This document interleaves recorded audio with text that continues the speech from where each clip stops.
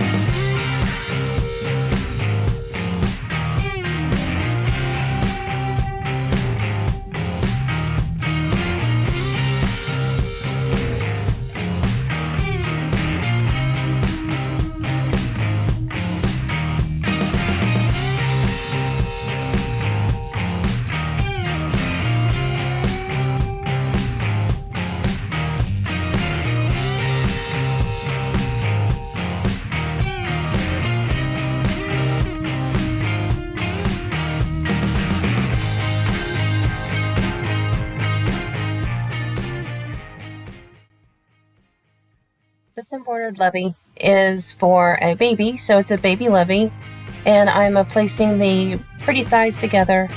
I did not show this, but I do sew both together and apply the cam snap to complete the actual lovey.